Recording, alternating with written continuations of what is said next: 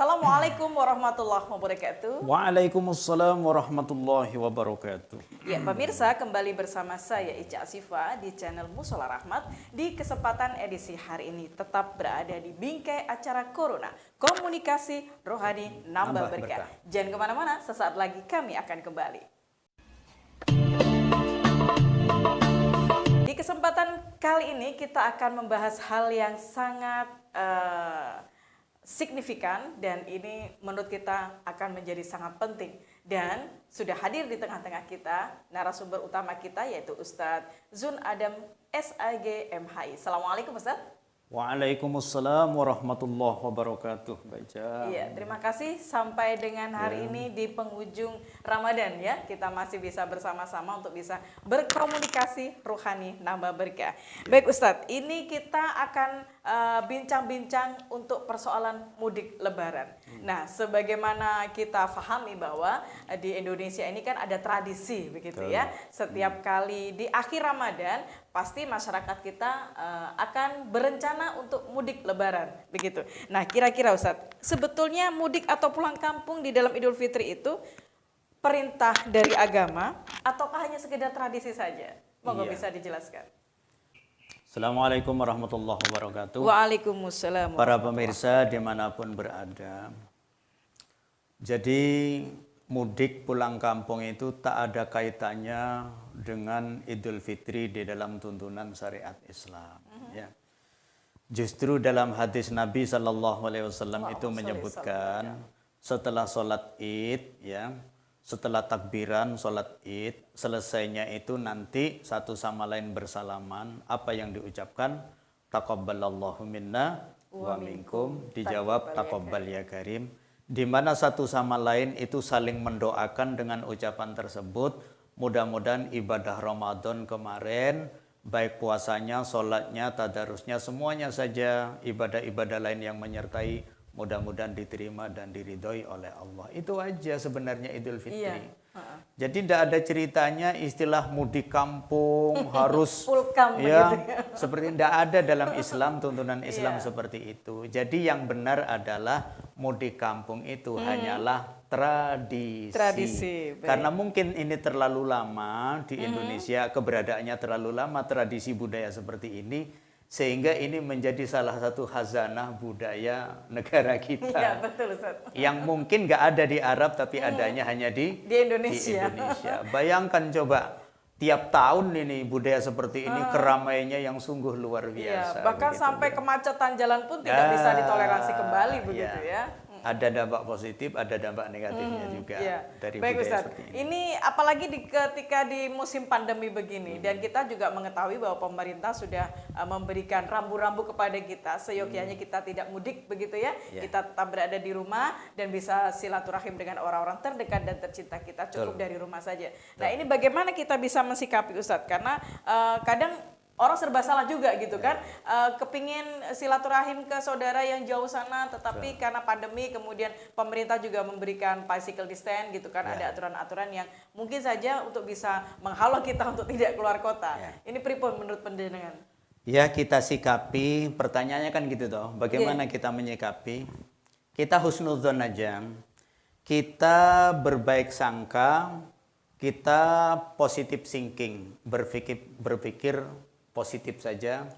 Mengapa pemerintah melarang? Ya karena memang situasi dan kondisinya masih pandemi dan belum dinyatakan selesai. Jadi pandemi ini masih sedang berlangsung, maka dampaknya pun juga masih terjadi. Ini yang kita khawatirkan seperti itu. Tentu pemerintah melarang kepada seluruh rakyat Indonesia tidak bermaksud apa-apa. Ya tentu untuk menjaga keselamatan warga negara Indonesia. Ya di situ letak tanggung jawab pemerintah. Ya kita harus ngikuti gitu. Tapi kadang-kadang kan seseorang itu mengikuti kemauan ya, mengikuti hawa nafsunya begitu. Tapi tidak belum bisa berpikir realistis. Tidak berpikir realistis ataupun bagaimana begitu. Saudara, saya ingatkan ya. Walaupun dari manapun asalnya wabah corona itu, karena memang Allah Subhanahu wa taala di dalam Al-Qur'an menyebutkan Ada kalanya memang wabah itu datangnya dari Allah. Ya. Dan ada kalanya pula penyakit itu dari makhluk, dari manusia. Wa ma asobakum min musibah fabima kasabat aidikum. Bahkan Nabi Ayub saja mengalami penyakit karena bikinan iblis dan itu diizinkan oleh Allah.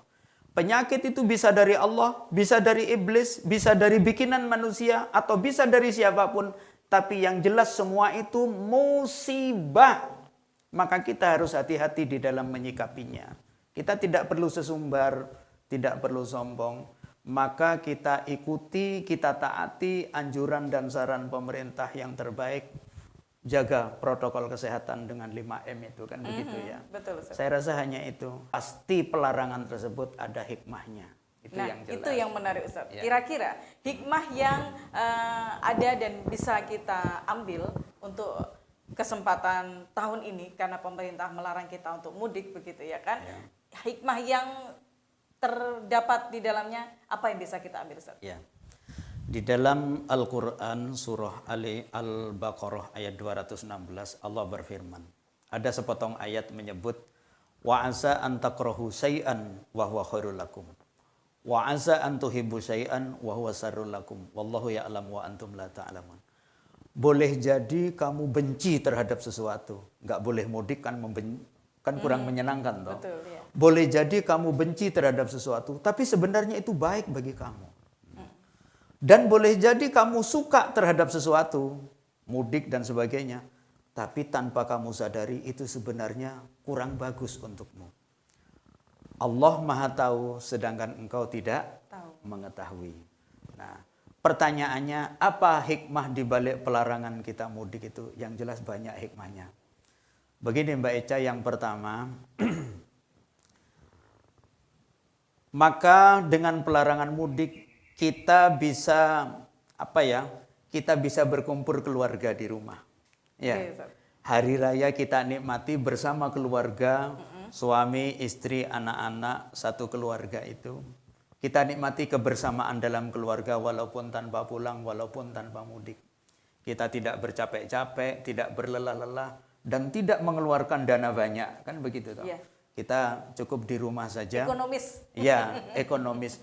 Dan untuk berkomunikasi dengan saudara-saudara yang jauh, sekarang teknologinya sudah canggih. Ya, informasi teknologinya sudah ada Android, lewat WhatsApp, lewat video call. Ya, sekarang sudah bisa komunikasi dan berbicara secara langsung dan tidak harus nunggu Idul Fitri. Kapanpun bisa. Betul. Ya. Setiap saat. Setiap saat. Tapi kami kan nggak bisa kirim-kirim barang lewat jasa pengiriman barang-barang, lewat sekarang kan segala sesuatunya serba online. Sudah ada fasilitas. Sudah ada fasilitas kan enak sudah. Jadi apalagi yang perlu dipersoalkan? Dan untuk mudik tidak harus nunggu hari raya. Di waktu-waktu lain kan masih ada. Peluangnya kan masih banyak. Itu yang pertama. Kalau ingin unjung-unjung dengan tetangga kanan kiri saja. Dan justru itu lebih penting. Nabi SAW bersabda, "Man kana yu'minu billah wal yaumil akhir falyukrim jarah." Tanda orang beriman kepada Allah dan hari akhir itu hormat pada tetangga. Ya tetangga kanan kiri. Itu yang harus kita hormati. Betul. Idul Fitri kita saling bersalaman, saling minta maaf. Sebab kalau ada apa-apa yang lebih tahu dulu adalah tetangga kita, bukan saudara kita yang jauh, begitu. Yeah. Itu manfaatnya kan. Betul. Kedua, dengan pelarangan mudik oleh pemerintah tersebut adalah insya Allah bebas dari penularan COVID-19. Sekaligus juga membantu memutuskan mata rantai penularan. Penyebaran. Bayangkan coba berkerumun, ya. Belum lagi dalam satu antri barangkali dalam kendaraan yang orang-orangnya banyak berdesak-desakan. Saya yakin kalau hari raya itu pasti penumpang berdesakan itu. Apalagi di tempat umum. Apalagi di tempat umum, transportasi. Itu semakin mempercepat penularan satu sama lain. Saya rasa ketika hari raya Idul Fitri banyak juga orang yang sakit ya. Iya. Mungkin karena kecapean atau bisa mungkin jadi karena kelelahan. Sistem imun akan menjadi turun. Imun akan menjadi turun. Sudahlah capek, habis biaya banyak, belum antri, belum kemacetan. Saya rasa tambah stres, nggak tambah senang. Begitu.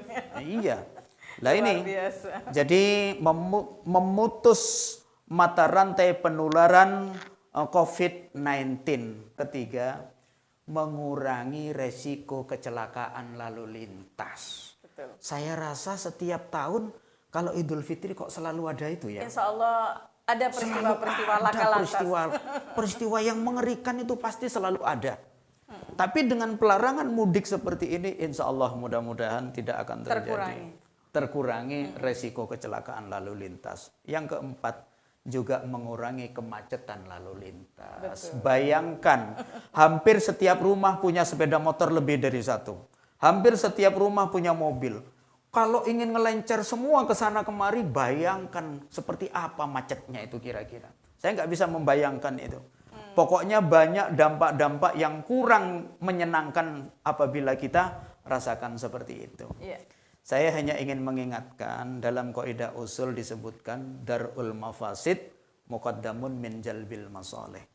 Jadi kalau ada dua pilihan, kamu ingin bersenang-senang atau kamu ingin menghadapi bahaya, mana yang didahulukan, Mbak Ica? Ya. Iya. Lebih baik yang maslahat. Apakah menghindari bahayanya atau sekedar mencari kesenangan? Menghindari bahaya. Menghindari bahaya lebih diprioritaskan. Nah, kan seperti itu. Darul mafasid, menghindari bahaya, ya, itu lebih dikedepankan muqaddamun, lebih dikedepankan, lebih diutamakan min jalbil masoleh, daripada sekedar meraih kemaslahatan, meraih kebahagiaan, kesenangan, bersenang-senang dan sebagainya. Iya. Karena bahayanya itu ya lebih besar madorotnya ya daripada sekedar meraih kemaslahatan. Nah, itu diantara hikmah-hikmah pelarangan mudik tersebut. Bagus tujuan pemerintah melarang kita untuk mudik terus. Ya. Terima kasih Ustadz atas kebersamaannya. Assalamualaikum warahmatullahi wabarakatuh. Waalaikumsalam warahmatullahi wabarakatuh.